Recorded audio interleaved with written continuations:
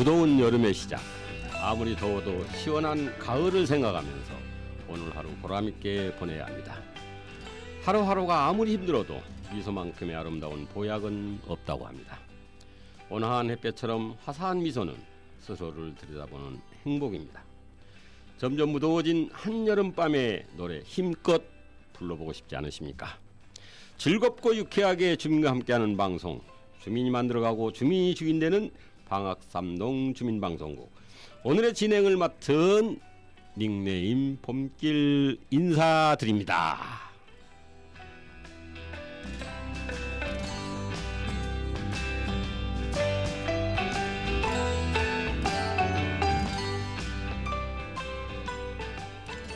오늘 방학삼동 주민방송국 오픈 스튜디오 2023년도 첫 번째 시간에는 도봉구에서 가장 핫한 주제인 재건축, 재개발에 대해서 주민들에게 속 시원한 정보를 나누어 주실 도봉구청 재건축, 재개발과의 실력과 구민과 항상 함께하는 유능한 공무원 임석현 주무관님을 아주 어렵게 모셨습니다. 반갑습니다. 안녕하세요. 안녕하세요. 예, 아주 바쁘신 시간인데도 이렇게 와주셔서 정말 감사드립니다.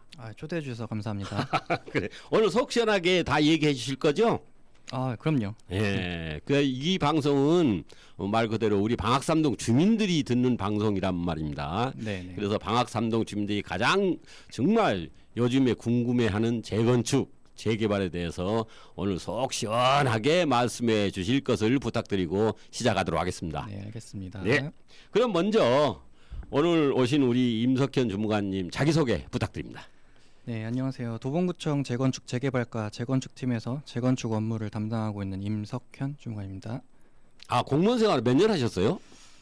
지금 6년 정도 됐습니다. 6년? 예. 그런데 얼굴 하나도 안 빨개지시고 이 방송 잘하시는 것 같은데 처음부터. 평소에 주민들을 많이 만나서 그런 것 같습니다. 그래요? 예. 그게 이제 주민들하고 많이 부딪히다 보니까 네. 자신이 생겼다. 뭐 면역이 된 거죠. 그래요. 네. 우리 그 도봉구청이 네. 2023년도 1월 1일부로 조직 개편을 했잖아요. 맞습니다. 그래서 재건축 재개발과라는 과가 사실 없었는데 네. 이게 새로 생겼더라고요, 이게. 예, 맞습니다. 네, 그래서 이 재건축 재개발과가 상당히 생소해요. 네. 그 부서에 대한 설명 좀 부탁드립니다. 네, 올해 1월 1일자 조직 개편을 통해서 기존의 주택가 한 개 팀에서 정비사업 업무를 다 하고 있었습니다. 네. 이제 1월 1일자에 재건축 재개발과가 신설이 되면서 재건축팀, 재개발팀, 소규모 정비팀, 도시재생팀 4개의 팀으로 나뉘어졌습니다. 사업별로 이제 전문성을 확보할 수 있음에 따라서 신속하고 효율적으로 주민들의 사업을 지원할 수 있을 것 같습니다. 자신 있게 부서에 대해서 설명을 해주셨는데 네. 자신 있으십니까? 그럼요. 주민들과 함께. 네. 네, 알겠습니다. 자, 그러면은 우리가 일반적으로 재건축, 재개발 상당히 헷갈려요. 이 용어 자체가. 네네. 재건축이 뭐고 재개발이 뭔지 네. 여기에 대해서 설명을 소상하게 좀 부탁드립니다. 네, 주민들이 구청에 오시면은 상담할 때 재건축하고 재개발하고 많이 헷갈려 하세요. 예. 여기에 대해서 제가 설명을 드리면은 재건축은 일단 그러니까 기반 시설이 양호한 공동주택 단지를 개발하는 방식이에요. 여기서 기반 시설이라고 하면 도로가 될 수 있고요, 공원이 될 수도 있고, 뭐 상하수도 이런 것들을 말하는데요. 이 공동주택을 개발하는 것이고, 이제 재개발 같은 경우는 기반 시설이 열악하다고 하는데 이런 곳은 이제 노후 저층 밀집 지역이 될 수 있어요. 도로도 제대로 안 나와 있고, 공원도 없고, 녹지도 없고 이런 것을 말합니다. 이런 노후 저층 밀집 지역을 개발하는 것이 재개발 사업입니다. 그러면은 지금 금방 말씀하신 대로 공동주택이라고 했는데 공동주택에 대해서 아시는 분은 잘 아시겠지만은 네. 공동주택을 네. 뭐 예를 들어서 우리가 알기로는 아파트나 빌라나 이렇게 네, 알고 있는데 맞습니다. 그러면 그 두 개를 공동주택이라고 그러는 거예요? 공동주택에 이제 범주에 들어가는 거는 다세대 주택도 있고, 그리고 이제 연립주택, 그다음에 아파트 이 정도가 있는데요. 그거랑 이제 반대되는 게 단독주택이 있고요. 한 명이 소유하게 되는 단독주택. 근데 이제 아파트의 정의로 보면은 5층 이상일 때 그때 아파트로 봅니다. 5층 이상을? 예. 그러면 5층 이하는 아파트 아니고 뭐라고 그래요? 5층 미만일 때 이제 다세대 주택이 있을 수 있고요. 이제 어느 정도 연면적이 좀 많거나 하게 되면은 연립주택 단지로 분류가 되고요. 근데 그럼 우리가 흔히 말하는 빌라는 그럼 어디에 속하는 거예요? 빌라는 보통 이제 다세대 주택이나 연립을 말합니다. 예. 그것을 다른 말로 빌라라고 그런다. 보통 빌라라고 말합니다. 예. 그런데 네. 제가 알고 있는 상식으로는 아파트 재건축을 할 때 네. 200세대 이상이 돼야 된다. 이렇게 아마 내가 알고 있는데 맞나요? 예. 도시정비법에서 이제 정의하고 있는 재건축은 기존 아파트 세대 수가 이제 200세대 이상일 때 그때 가능하고 200세대가 넘지 않는 사업을 할 때는 네. 소규모 재건축이라고 따로 있습니다. 아, 따로 있어요. 예, 법이 다릅니다. 그러면은 200세대 미만의 아파트들도 네. 그 다른 법에 의해서 재건축을 할 수 있다 이 말씀이시죠? 예, 사업명이 다르긴 한데요. 네. 사업은 다 이제 할 수 있습니다. 소규모 네. 사업으로 할 수 있습니다. 네. 그러면은 일반 주택, 네. 일반 주택은 재건축이 아니고 재개발이라고 그러셨잖아요. 맞습니다. 그러면 기반 시설이 약하다. 네. 지금 기반 시설이 좋은 것은 아파트라고 그러는데 네. 기반 시설이 안 좋은 것은 일반 주택을 얘기했는데 왜 기반 시설이 안 좋다는 얘기를 하죠? 그걸 이제 공동주택 단지랑 비교를 하게 되면은 네. 단지 같은 경우에는 안에 이제 단지 내 도로도 다 나와 있고 그 안에 보통 공원이 다 있어요. 네. 놀이터도 있고 네. 그렇게 갖춰져 있는데 이제 단독 주택이나 다가구 주택, 다세대 주택 밀집한 지역은 도로도 막 이렇게 막다른 도로도 있고 또 이제 뭐랄까 공원도 없고 네. 그렇게 이제 차이가 있을 수 있습니다. 그래서 그런 것들 도로나 공원이나 이런 것들을 네. 우리가 흔히 말하는 기반 시설이라고 네, 맞습니다. 네. 그런다 이거죠. 네, 네, 네. 알겠습니다. 네.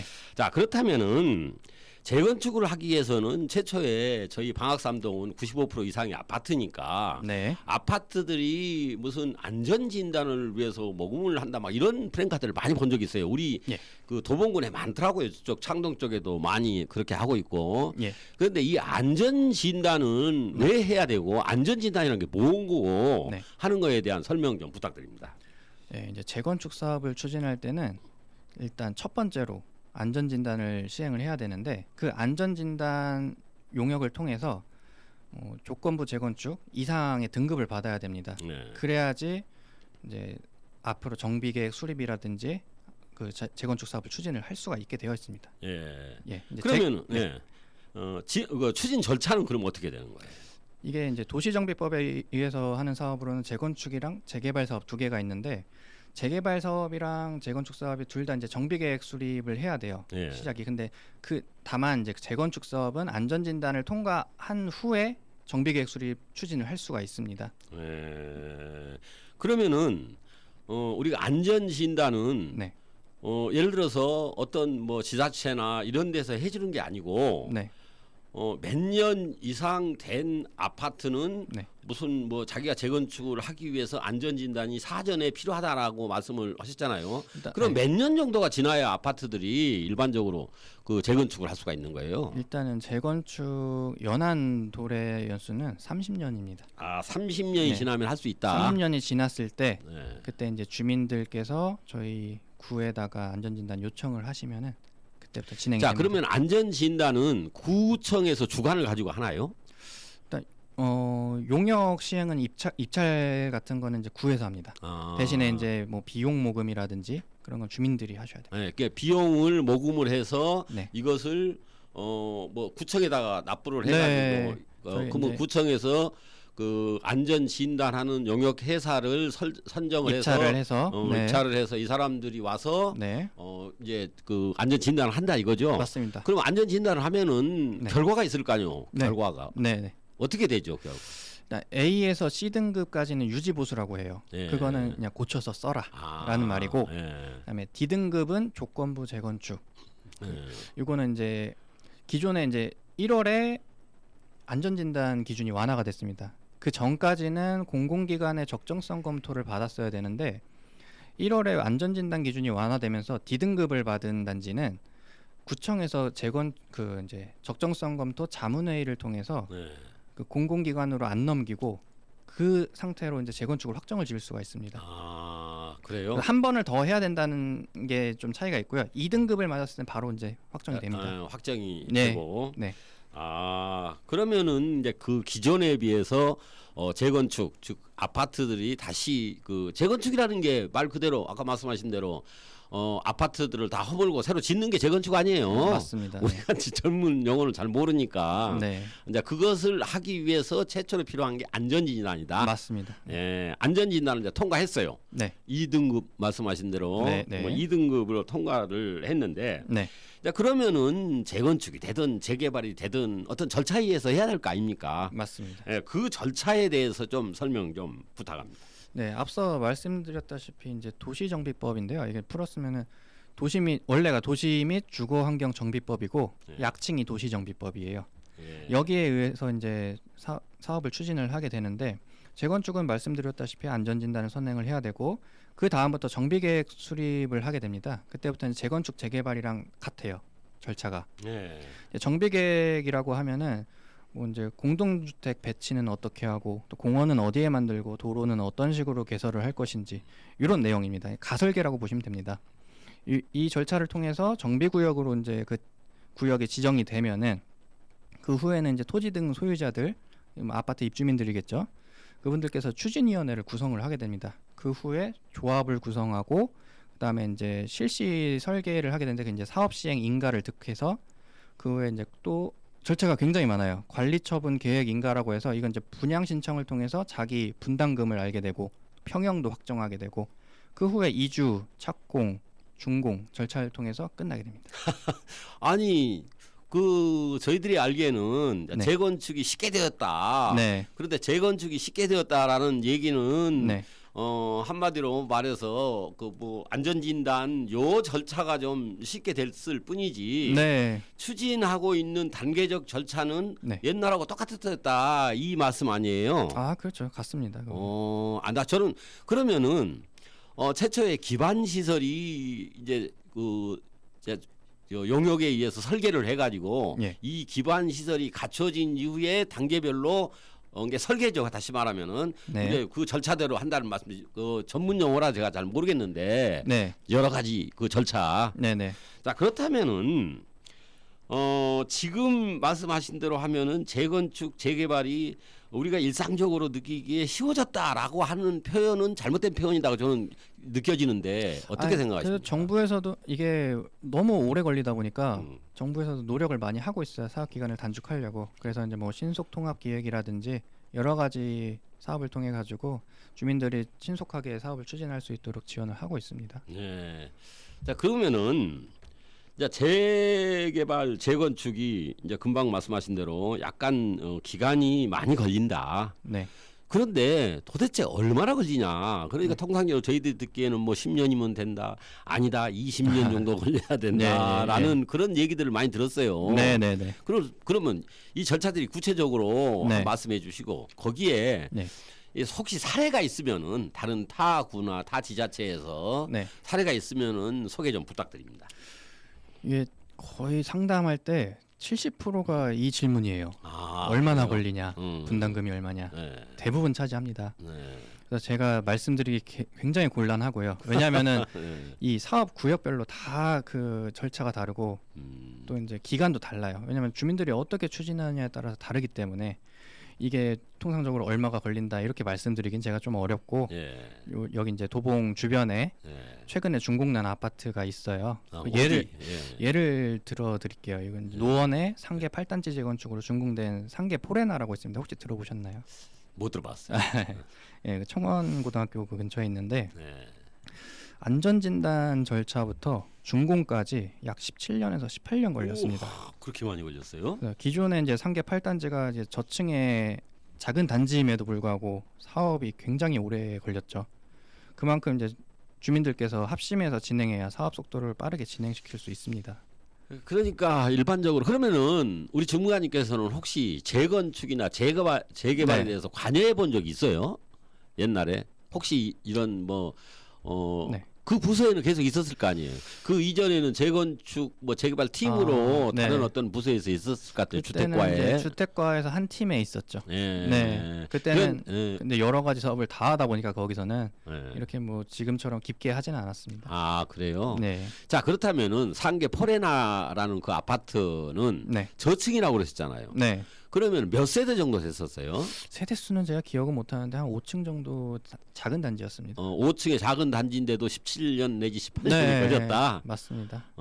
그 어찌됐든 그 단지도 200세대는 넘었을 거 아니에요. 네, 그러니까 재건축 사업을 했죠. 그러니까 재건축을 예. 했으니까. 네네네. 그러면은 그 아파트의 예를 들어서 네. 어떤 문제가 있었기 때문에 17년이나 18년이 걸렸는지 혹시 아시는 대로 좀 말씀 좀 해주세요. 이게 뭐 타구 사업이어가지고 제가 정확히 알진 못하지만 네. 아무래도 뭐 절차는 이 사업 절차는 그대로 갈 거예요. 다만 이제 주민들이 동의받는 이게 절차마다 주민들 동의가 굉장히 많이 필요해요. 그럼 각 단계별로 주민들의 동의가 계속 맞습니다. 필요한 거예요? 안전 진단할 때도 필요하고요. 네. 그다음에 이제 정비 계획 수립할 때도 필요하고 조합을 설립할 때도 필요하고 아. 단계별로 다 동의가 조건이 들어갑니다. 그 조합 설립한 이후에도 뭔 계획서 뭐 계획서 만들어 가지고 네. 그게 이제 통과가 돼야 되고 막 이렇게 그렇죠. 왜냐하면 이제 구청에 이렇게 필요한 게 아니더라도 보통 이제 조합에서 총회를 많이 하잖아요. 예. 그 총회를 통해서 이제 돈을 얼마가 지출이 됐고 그런 내용들을 다 이제 뭐 총회를 통해서 의결하고 하기 때문에 그런 부분에서도 동의가 많이 들어갑니다. 그래요? 네. 그러니까 조그만 단지도 18년. 그럼 뭐 한 500세대, 1000세대 된 데는 네. 뭐 20년 안에 끝난다는 보장도 없고 그러네요. 예. 그렇죠. 뭐 작은 단지가 오래 걸릴 수도 있는 거고 큰 단지가 또 이제 빨리 할 수도 있는 건데 그건 누구도 모르는 거죠. 그래. 그럼 이 근처에는 네. 그 노원에 있는 네. 토레나 거기 이외에 재건축 한 데는 없어요? 그 미아 쪽에 제가 조사해 본 걸로는 미아 쪽에 있었는데 거기도 한 18년 걸렸습니다. 그러면 통상적으로 17, 18년 걸린다는 보통 말이 맞네요. 평균적으로 그 정도 보시면 될 것 같습니다. 이건 그러니까 재건축이나 재개발은 네. 장기적으로 주민들의 호응하에 네. 단계적으로 이렇게 추진이 돼야지 네. 그냥 뚝딱뚝딱 해가지고 만들어지고 그렇게 추진되는 게 아니네요 보니까. 맞습니다. 그러니까, 주민들이 합심이 돼야 됩니다. 기나긴 기다림. 그다음에 일반 주민 그 살고 있는 주민들이 정말 하고자 하는 그 열정, 그다음에 서로 도와가면서 해야 하는 그런 것들, 하여튼 그런 것들이 먼저 되어야 재건축이 됐든 재개발이 됐든 된다는 그런 말씀이시죠? 예, 맞습니다. 그래요. 그러면은 아까 잠깐 언급을 하시던데 가장 주민들이 재건축을 하면서 피부로 느끼는 것이 분담금 아니에요. 맞습니다. 네. 예. 그러면 분담금이란 건 도대체 뭐고 네. 도대체 얼마를 내야 되고 네. 예를 들어서 네. 이런 것에 대해서 주민들이 좀 알기 쉽게 네. 좀 설명 부탁드립니다. 네, 일단 분담금이라는 이제 조합원이 기존에 소유하고 있던 주택이 있잖아요. 예. 그 가액과 그다음에 이제 새로 지어지는 아파트가 있겠죠. 예. 그 아파트의 가액의 차이예요. 그러니까 그만큼 돈을 더 내고 들어가야 되는 거죠. 이제 재개발 같은 경우에는 먼저 분담금이 굉장히 뭐 소유자별로 차이가 많이 나는데 왜냐하면 작은 건물을 가지고 있을 수도 있는 거고 빌라를 가지고 있을 수도 있고 어떤 사람은 뭐 3층짜리, 4층짜리 단독주택을 가지고 있을 수도 있는 거고 그 종전 자산에 따라서 이제 분담금이 차이가 많이 납니다. 근데 재건축 같은 경우에는 보통 일정한 평형의 그 아파트를 가지고 있잖아요. 그렇죠. 그래서 크게 차이는 나진 않지만 여기다 이제 설명을 드리면은 그 종전 자산은 이제 감정 평가를 해야 됩니다. 예. 기존에 가지고 있던 아파트겠죠. 정전 자산이라는 게 지금 가지고 있는 기존에 아파트. 가지고 있는 아파트. 거기에다가 비례율이라고 있어요. 예. 이게 이제 사업성을 나타내는 지표인데 이 비례율을 곱해가지고 권리가액이라고 권리가액이라고 이제 나옵니다. 예. 이게 이제 제가 처음에 시작할 때 가지고 있는 금액이고 그 다음에 이제 아파트가 지어졌을 때 그때는 이제 사업 계획이나 뭐 평형은 얼마고 이제 설계를 하게 되면은 나오겠죠. 가액이 그렇죠. 나오겠죠. 거기서 이제 차액이 발생을 하게 되는데 그게 이제 분담금이 됩니다. 이제 제가 예를 하나 들어드릴게요. 그 비례율이 사업성을 나타내는 지표라고 말씀을 드렸잖아요. 그러면 이제 기존에 소유하고 있던 주택의 감정평가액이 만약에 2억이 나왔어요. 근데 입주할 아파트의 조합원 분양 가액이 한 4억 정도라고 추정을 해봅시다. 근데 이제 비례율이 110%라고 했을 때 1.1을 곱하게 돼요. 기존 자기가 가지고 있던 금액에. 그럼 2억에다가 1.1을 곱하면은 2억 2천이 되겠죠. 그러면은 내가 4억짜리 아파트를 가져야 되는데 기존에 이제 자산이 2억 2천이에요. 그럼 1억 8천만 내고 들어가면 되겠죠. 근데 만약에 비례율이 90%다. 그러면 0.9를 곱해서 1억 8천만 원이 내 종전 자산이에요. 그럼 이제 4억짜리 아파트를 가져야 되는데 2억 2천을 내고 들어가야겠죠. 그러니까 이 비례율에 따라서 분담금이 달라지게 됩니다. 자, 아까 금방 말씀하신 대로 감정가액이라는 말씀하셨잖아요. 예, 예. 자, 감정가액은 감정평가사나 어디 그런 회사에서 맡기게 됩니다. 맡겨가지고 예를 들어서 뭐 제가 뭐 신동아 4차 사는데 네. 우리 아파트가 뭐 5억이다. 뭐 이렇게 감정이 나오면은 이제 감정가액이 되는 거고. 맞습니다. 네. 근데 실거래가는 7억이에요 지금. 지금 거래하고 있는 가격은 7억인데 네. 그러면은 그것을 인정 안 해주고 감정을 받은 그 가액으로 네. 분담금이 결정이 된다 이 말씀하시는. 맞습니다. 근데 이제 제가 아는 걸로는 네. 감정 평가를 할 때 네. 이제 시세를 반영해서 하는 걸로 알고 있습니다. 시세를 반영해서. 네. 근데 반영 안 할 수도 있잖아요. 그건 제가 잘 모르겠습니다. 여기에서 그러면은 살고 있는 네. 입주민들하고 굉장히 다툼이 있겠네요. 이 그 감정 가액하고 실거래가하고의 차이가 만약에 난다면은. 만약에 나면은 그럴 수는 있겠죠. 그렇죠. 근데, 그럼 네. 우리 못하겠다 이렇게 나올 수도 있는 거고. 그렇죠. 네. 자, 그렇다면 이제 비례율이라는 말씀을 하셨는데, 자, 100으로 놓고 볼 때 이것은 정상적으로 예를 들어서 회사에서 요만큼이 된다. 네. 이게 이익이 요만큼 100으로 잡고 떨어지네. 이 아파트는 자기들 4억 시정을 했는데 좀 떨어질 것 같으네 하면 비례율이 떨어진다는 거고, 그 다음에 아파트 가치가 높아가지고 분양가격이 잘 돼가지고 분양이 잘 되면은 네. 비례율이 높아진다는 얘기 아니에요. 보통 그거보다는 네. 사실 이제 최초에 정비계획 수립할 때 이제 용적률을 최대한 많이 받으려고 하고 또 층수도 최대한 많이 받으려고 노력을 하는 게 있어요. 그 네. 이유가 분담금 때문입니다. 왜냐면은 세대수를 최대한 많이 끌어올려서 일반 분양을 많이 해야 그게 다 조합원들의 수입이거든요. 자, 여기서요 잠깐만요. 지금 금방 용적률을 말씀을 하셨고, 네. 그 다음에 몇 층을 올릴 것이냐 하는 거에 대한 말씀을 하셨는데, 네. 우리 도봉구, 우리 방학 3동은 몇 층까지 올라갈 수 있어요? 아파트가? 그거는 아무도 알 수가 없습니다. 어, 정비계획을 수립을 해야 거기서 층수가 결정이 됩니다. 아, 그러면 정비계획은 누가 수립하는 거예요? 일단 건설회사에서 주민들이 일단 정비계획 용역을 하셔야 되고요. 그럼 업체는 이제 알아서 선정하셔가지고. 그럼 업체에서 나온 대로 이 사람들이 몇 층까지 지을 수 있다라고 이렇게 자기들이 그 정비계획을 만들어 놓으면은 이 정비계획을 구청에 제출하면 구청에서 타당성 검토를 해서 네. 이거 아니네. 35층을 한다 그러면 35층 안 돼. 그거를 서울시에서 합니다. 그건 또 시의 서울시에서 권한이 해요. 있습니다. 시 도시계획위원회에서 결정을 하게 되는데요. 이때 정비계획 수립할 때 도시계획위원회에서 층수 용적률이 결정이 됩니다. 그러면은 그것은 결정이 된다고 치고 층은 네. 용적률이라는 게 뭐예요? 도대체? 용적률을 설명을 드리려면 일단 연면적을 먼저 설명을 드려야 돼요. 예. 연면적이라고 하면은 이제 건축물 각 층의 바닥 면적을 모두 합한 거를 말합니다.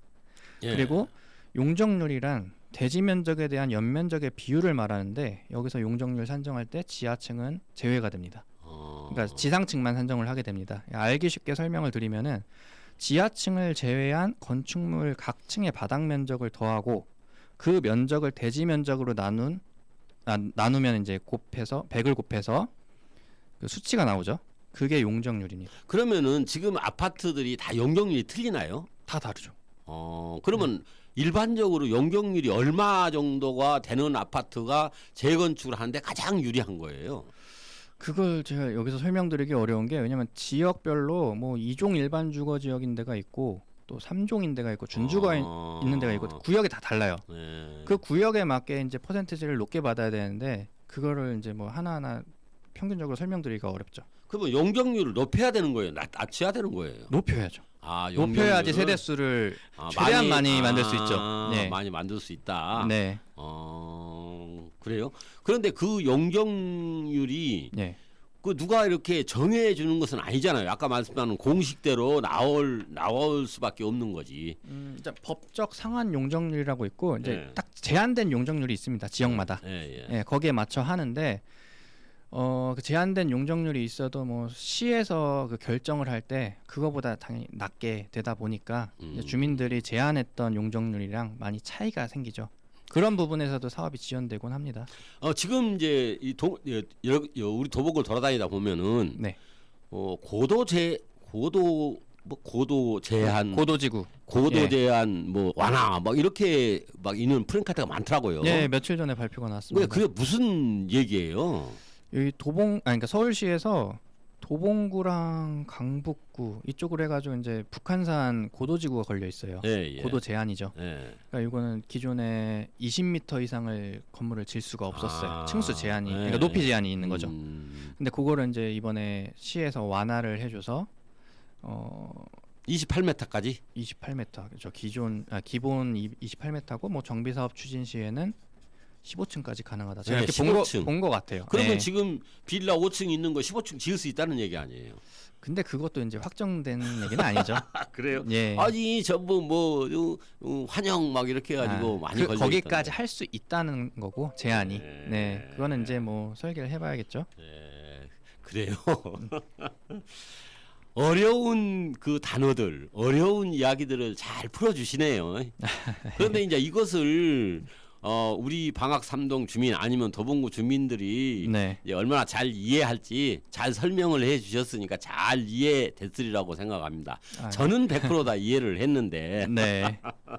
또 필요하시면 구청에 찾아오시면 제가 잘 설명드리겠습니다. 아 그래요? 예. 1대1로? 네, 그럼요. 네. 그리고 어디서 뭐 단지에서 부르면은 또 가가지고 설명하고 막 그럴 거 아니에요. 저희 도봉구 전체. 최근에 또 찾아가는 재건축 사업 설명이라고 해가지고 아. 저희가 단지에서 요청하시면은 가가지고 설명해드립니다. 그러니까 일단은 30년 이상 된 아파트가 안전진단을 신청할 수 있다. 맞습니다. 안전진단이 통과가 돼야 2등급이 돼야 아니면 D등급도 네. 이제 조건부니까 네. 2등급이 돼야 추진이 된다. 네. 근데 안전진단을 하기 위해서는 주민들이 돈을 모아가지고 네. 구청에 납부를 하면 구청에서 안전진단 어떤 용역 회사를 선정을 해서 네. 거기에서 결과에 의해서 등급을 판정한다. 네. 네. 그 다음에는 뭐 이제 뭐 아파트 추진위원회도 구성될 수 있고 뭐 여러 가지 단계별로 추진이 진행을 된다. 하겠죠. 네. 그런데 그 기간이 포레나 아파트를 보니 17, 8년이 걸리더라. 저희가 조사한 바로는 네, 그렇습니다. 조사한 바로는 네, 그 네. 정도 걸리더라. 저기 어디 저 미아동에도 마찬가지고. 네, 네. 예. 그러니까 제가 드리고 싶은 말은 예. 싸우면 안 된다. 그냥 합심해서 네, 맞습니다. 해야 좀 기간이 단축이 된다. 맞습니다. 예. 명쾌하네요. 싸우면 안 된다. 네. 예, 서로 협조해 가면서 자기들 행복하라고 만드는 거 아닙니까? 맞습니다. 우리 네. 주민들 행복하라고. 네. 예. 서로 협조를 잘 하셔야 됩니다. 다른 말 한번 해보죠. 공무원 생활 6년 하셨다고 그랬는데 뭐 네. 보람 있었던 있었습니까? 주민들이 이제 구청 찾아오셔가지고 상담을 하게 되는데 이제 사업을 추진하시는 분들이 많이 오시죠. 네. 많이 방문하시면 이때 보통 갈등 있고 뭐 분쟁 있고 이런 분들이 많으세요. 네. 그걸 이제 고통을 많이 받으시는데 그거에 대해서 같이 해결 방안도 모색하고 더 나은 방향으로 이끌어 드릴 때 가장 보람찼던 것 같아요. 아 그래요. 그런 것들이 많이 있어요? 많이 있죠. 근데 우리 도봉구청의 공무원들은 네. 정말 열심히 일하시더라고. 다들 보면 열심히 하세요. 그러니까요. 네. 하여튼 정신없이 네. 그 좋은 일이죠. 우리 구민들한테는. 우리 좋은 30만 5천 명 되는 우리 구민들 입장에서는 공무원분들이 잘 해주셔야 네. 구민들이 편안하게 네. 행복한 삶을 누리지 않겠습니까? 네. 앞으로도 많이 부탁드립니다. 열심히 하겠습니다. 네, 오늘 방송하셨는데 네. 얼굴도 빨개지지 않고 굉장히 달변으로 말씀 잘하시는데 방송 소감 하시고 싶은 얘기 한번 부탁드립니다. 일단 뭐 주민들에게 재건축 재개발 사업에 대해서 유익한 시간이었으면 좋겠고요. 예. 또 이제 올해 1월 재건축 재개발과가 신설이 되면서 네. 이게 재건축 재개발이죠. 여기 정비 사업에 관심 있는 주민들을 위해서 도봉구에서 많은 지원 사업을 하고 있어요. 예. 분기별로 주민학교도 하고 있고 또 찾아가는 재건축 사업 주민 설명회 제가 아까 설명드렸죠. 또 이제 주민 상담실 이런 것들을 많이 하고 있으니까 주민들께서 언제든지 뭐 구청에 찾아와서 또 상담해 주시고 전화도 많이 주시고 하면 제가 친절히 설명드리겠습니다. 예. 그럼 단지별로 네. 재개발 재건축과에 전화를 해서 네. 우리 단지에 와서 재건축에 대해서 설명 좀 해주십시오 하면 네. 기꺼이 와서 네. 자신 있게 주민들을 이해할 수 있도록 설명해 주시겠다. 네, 맞습니다. 감사합니다. 네, 박수 한번 넣어드릴게요.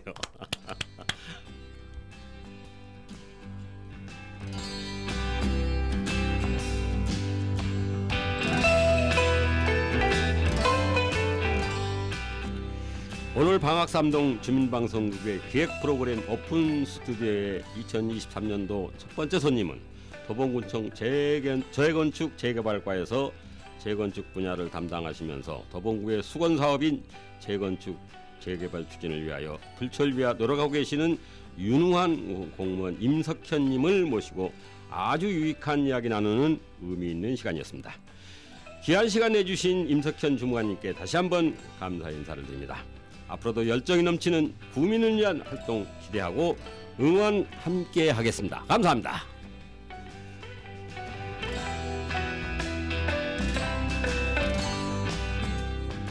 지금까지 진행의 봄길, PD의 김동우, 출연의 임석현 주무관님, 제작의 방학삼동 주민방송국이었습니다. 감사합니다. 안녕히 계세요.